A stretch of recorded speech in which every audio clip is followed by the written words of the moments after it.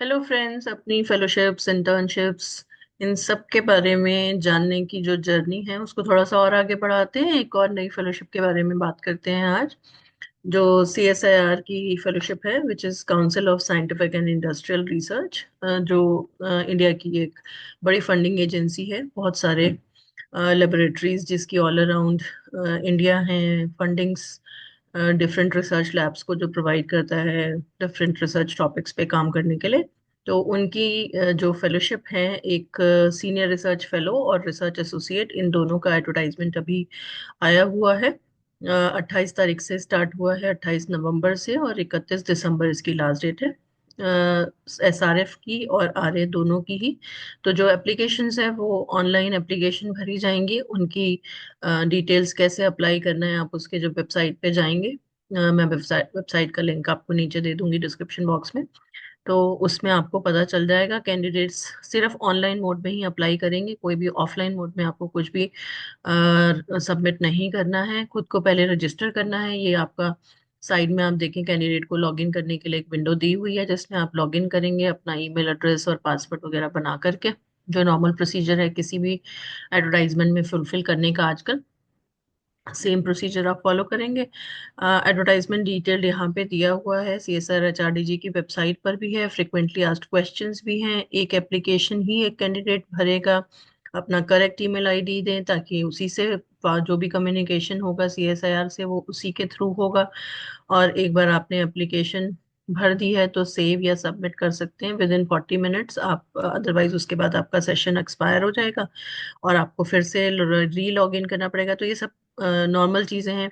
आपको कौन कौन से डॉक्यूमेंट्स रेडी रखने हैं, अपना photo, signature proof, age proof, ये सब कंबाइंड डॉक्यूमेंट बना के, क्वालिफाइंग डिग्री के, कोई परसेंटेज कन्वर्जन का सर्टिफिकेट है, PhD रजिस्ट्रेशन का सर्टिफिकेट है, वो सब रेडी रखना है। Caste certificate, PWD certificate, experience का कोई सर्टिफिकेट है तो कंबाइंड डॉक्यूमेंट के फॉर्म में ड्यूली साइंड और स्टैम्प डिक्लेरेशन चाहिए। अंडरटेकिंग चाहिए। कौन से अंडरटेकिंग डिक्लेरेशन, वो यहाँ पे ऑलरेडी लिंक पे दिए हुए हैं। टेस्टिमोनियल्स चाहिए, मतलब आपको रिकमेंडेशन लेटर्स, 2 रिकमेंडेशन लेटर्स आप अपने टीचर्स, सुपरवाइजर्स, मेंटोर्स उनसे ले सकते हैं। आपको रिसर्च प्रपोजल सबमिट करना है। तो नॉर्मली जब भी हम इन फेलोशिप्स या इंटर्नशिप्स की बात कर रहे हैं, चाहे वो UG हो, PG हो या PhD हो, सभी में रिसर्च प्रपोजल्स आजकल ज्यादातर सभी फेलोशिप्स में या इंटर्नशिप्स में मैंडेटरी रिक्वायरमेंट है। रिसर्च प्रपोजल कैसे बनता है, इस चैनल पे मैंने 1-2 वीडियोस अपलोड की हुई हैं, जो काफी पॉपुलर वीडियोस हैं इस चैनल की। आप देख सकते हैं कैसे बनता है, उनके प्रेजेंटेशंस कैसे बनते हैं, रिसर्च टॉपिक कैसे आइडेंटिफाई करते हैं। तो वो आपको हेल्प करेंगे। आप वहां से हेल्प ले सकते हैं। कंबाइंड डॉक्यूमेंट के फॉर्म में आपको अपने 3 बेस्ट रिसर्च पेपर्स देने हैं। डॉक्यूमेंट्स की जो स्पेसिफिकेशन दी हुई है वो सब डॉक्यूमेंट के, जैसे फोटो है तो कितना क्या साइज होना चाहिए, सिग्नेचर डॉक्यूमेंट, ये सब दिया हुआ है। अब ये तो सारी हमने बात करी कि क्या क्या तरीका है, किस तरह से करना है। अब सबसे इम्पोर्टेंट बात है कि एलिजिबिलिटी क्या है। जो SRF या RA के जो फॉर्म्स भरने हैं, वो कौन कौन भर सकता है। SRF या RA के फॉर्म भरने की जो एलिजिबिलिटी वाली कंडीशंस हैं, वो इसके एडवर्टाइजमेंट में पूरी डिटेल में दी हुई हैं। तो पहले उसका एडवर्टाइजमेंट पूरा देख लेते हैं। ये एडवर्टाइजमेंट है इसका, जिसमें इनवाइट कर रहे हैं डायरेक्ट SRF और RA के लिए एप्लीकेशन। 31 दिसंबर लास्ट डेट है। ऑनलाइन एप्लीकेशन ही सिर्फ एक्सेप्ट की जाएंगी। तो ये तो बहुत ज़्यादा हम इसमें नहीं जाते हैं, ये सब बहुत ही जनरल है। आप पढ़िएगा अगर रिक्वायरमेंट हो। हम एलिजिबिलिटी पे आते हैं सीधे। इसेंशियल क्वालिफिकेशंस क्या है। अगर आप सीनियर रिसर्च फेलोशिप के लिए अप्लाई करना चाहते हैं तो आप MSc, BE, BTech या कोई भी इक्विवेलेंट डिग्री आपके पास हो विद एटलीस्ट 55% मार्क्स, और एक पब्लिकेशन आपका science citation indexed site general में हो, और आपने एटलीस्ट 2 साल कंप्लीट कर लिए हों post MSc, BE, BTech research experience में, जो में से किसी भी उसमें आप कम से कम 2 साल आपने एक्सपीरियंस ले लिया हो। उसके बाद अपने MSc के बाद, या BE किया है तो उसके बाद, BTech के बाद, एप्लीकेशन की लास्ट डेट से पहले पहले, ये भी इम्पोर्टेंट है। और जो आपको जिसका एक प्रूफ भी लगाना होगा as evidenced from fellowship, associateship और from date of registration for PhD, तो आपको डॉक्यूमेंट प्रूफ भी लगाना पड़ेगा। तो आपके पास इनमें से कोई भी डिग्री हो, MSc, BE, BTech, 55% मार्क्स में एक रिसर्च पब्लिकेशन हो और आपके पास 2 साल का एक्सपीरियंस हो, तो आप डायरेक्टली एसआरएफ के लिए अप्लाई कर सकते हैं। या फिर आपके पास एमटेक या एमई या इक्विवेलेंट डिग्री हो इंजीनियरिंग या टेक्नोलॉजी में विद एटलीस्ट 60% मार्क्स, या फिर आप बी या बीटेक या इक्विवेलेंट डिग्री हो एटलीस्ट 60% मार्क्स एंड 2 इयर्स का एक्सपीरियंस आपके पास हो, रिसर्च एक्सपीरियंस, या आप एमबीबीएस या बीडीएस हो, या इक्विवेलेंट डिग्री हो और एटलीस्ट 60% मार्क्स हो, 1 ईयर इंटर्नशिप हो, या आप बी फार्मा बीबीएससी या बीएससी एग्रीकल्चर या इक्विवेलेंट डिग्री हो, 55% मार्क्स, वन पब्लिकेशन हो और at least 3 years of research experience हो, या फिर एम फार्मा एमबीएससी या एमएससी एग्रीकल्चर या एमफिल हो तो 55% मार्क्स के साथ वन पब्लिकेशन और एटलीस्ट 1 ईयर का रिसर्च एक्सपीरियंस। तो आप इन सारी कंडीशंस में आप डायरेक्टली सीनियर रिसर्च फेलोशिप के लिए अप्लाई कर सकते हैं। तो इनमें से अगर आप कोई भी फुलफिल कर रहे हैं तो आपको ये फॉर्म भर सकते हैं आप। डॉक्यूमेंट सारे सपोर्टिंग डॉक्यूमेंट आपके पास होने चाहिए जो रिसर्च या टीचिंग एक्सपीरियंस जो भी आप बोल रहे हो उसको लगाने के लिए, और टीचिंग एक्सपीरियंस अगर आप कहीं लगा रहे हो तो वो भी अंडर ग्रेजुएट लेवल से नीचे का एक्सपीरियंस नहीं होगा। ठीक है। और अगर आप रिसर्च एसोसिएट के लिए अप्लाई कर रहे हो तो रिसर्च एसोसिएट के लिए ऑब्वियसली आपके पास पीएचडी होनी चाहिए, या एमडी या एमएस या एमडीएस डिग्री होनी चाहिए, और आपने और have submitted their thesis for the award of PhD degree are not eligible for the position of SRF। तो आपने डिग्री सबमिट की, अपनी थीसिस सबमिट की हुई है तो भी आप एलिजिबल हैं रिसर्च एसोसिएट के। लेकिन अगर आप पीएचडी हैं या आपने पीएचडी सबमिट करी हुई है तो आप एसआरएफ के लिए एलिजिबल नहीं है, फिर आपको सीधे रिसर्च एसोसिएट का फॉर्म भरना है।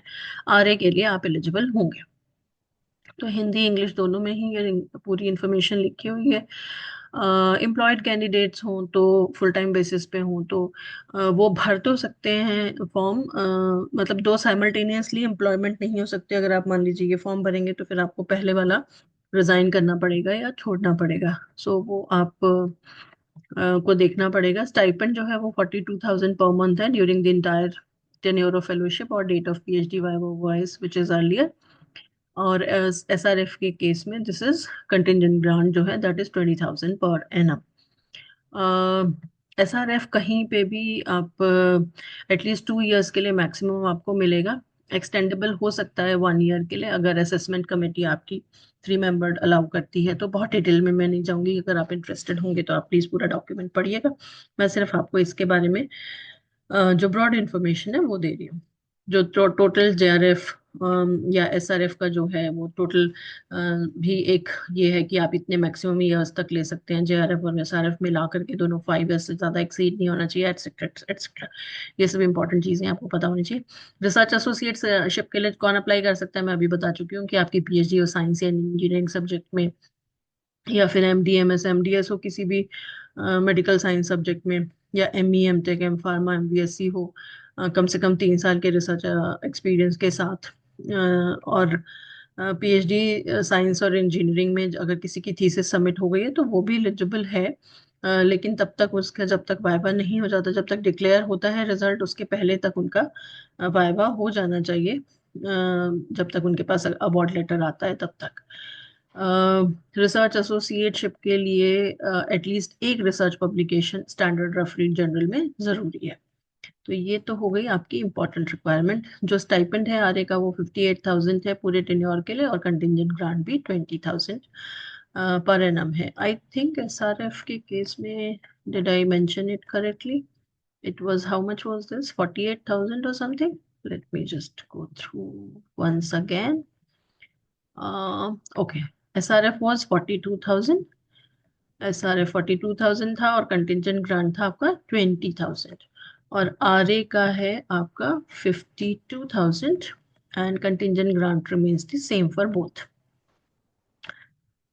दूसरी इम्पोर्टेंट बात क्या है? दूसरी इम्पोर्टेंट बात ये है कि इसमें आपका जो एज है वो एज भी एसआरएफ के लिए मैक्सिमम 32 इयर्स होना चाहिए लास्ट डेट पे एप्लीकेशन के लिए, और आरए के लिए मैक्सिमम 35 इयर्स होना चाहिए। 5 इयर्स का रिलैक्सेशन है एससी एसटी और फिजिकली हैंडिकैप्ड और वुमेन कैंडिडेट्स के लिए, एंड 3 इयर्स का है ओबीसी नॉन क्रीमी एप्लीकेंट्स के लिए। सिलेक्शन का प्रोसीजर क्या है? आप अपना सारे डिटेल्स ऑनलाइन सबमिट करेंगे, फिर एक हाई लेवल एक्सपर्ट कमेटी होगी जो आपका असेस करेगी प्रपोज रिसर्च वर्क को, और उसके बाद SC ST candidates called for interview will be paid single second class rail और bus fare to and fro by the shortest route from the station mention in the address of correspondence. तो ये तो interview के time की बात हो गई। Let us not go into that.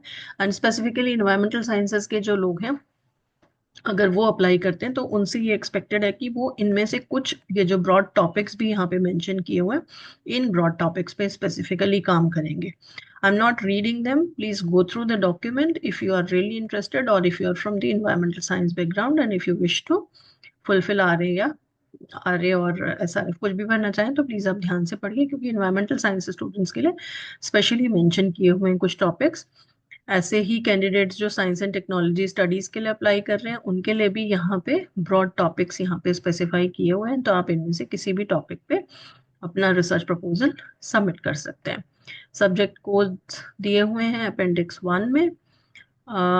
उसके बाद जो ट्रांसडिसिप्लिनरी सब्जेक्ट्स में अप्लाई कर रहे हैं, टॉपिक्स में अप्लाई कर रहे हैं, उनके लिए भी यहाँ पे इन्होंने थोड़ी डिटेल मेंशन की हुई है कि 2 या 2 से ज्यादा डिसिप्लिन को एक साथ जोड़ करके वो अपने एक डिसिप्लिन में अपना कोई रिसर्च प्रपोज कर सकते हैं। इंस्ट्रक्शंस अभी ऑलरेडी ये सब तो FAQ में भी है और यहाँ भी है कि आप अप्लाई करेंगे किसी एक ही सब्जेक्ट में अप्लाई करेंगे, जो necessary documents हैं, that is office order supporting the research experience, ये सब के सब आपके अटैच होने चाहिए। कोई भी testimonial, no testimonial will be accepted as proof of research experience. तो आप एग्जैक्टली exactly क्या रिक्वायरमेंट है, please go through those requirement. सारे ओरिजिनल सर्टिफिकेट्स की आपको कॉपी, एक्सपीरियंस, रिसर्च एक्सपीरियंस की कॉपी, रीप्रिंट लेटर की, नेट JRF जग, ये सब आपको प्रोड्यूस करने पड़ेंगे जब आप इंटरव्यू के लिए जाएंगे। तो आप अपना सोच समझ के अपने एक्सपीरियंसेस वगैरह इसमें लगाइए। एप्लीकेशन में डेट इंटरव्यू की किसी भी कैंडिडेट के लिए चेंज नहीं होगी। All these are general application, कोई एप्लीकेशन फी स्पेसिफिकली नहीं है। That's all. तो अगर आप एलिजिबल हैं, FAQ यहाँ पे दिए हुए हैं, उनके बारे में मैं पढ़ चुकी हूँ। FAQ में आप जा सकते हैं, यहाँ पे भी डिटेल में देख सकते हैं। अगर आप एलिजिबल हैं इनमें से किसी के लिए भी, RA के लिए या फिर SRF के लिए डायरेक्टली फुलफिल आप और इनकी एलिजिबिलिटी फुलफिल करते हैं तो आप डायरेक्टली अप्लाई कर सकते हैं। So wish you all the very best.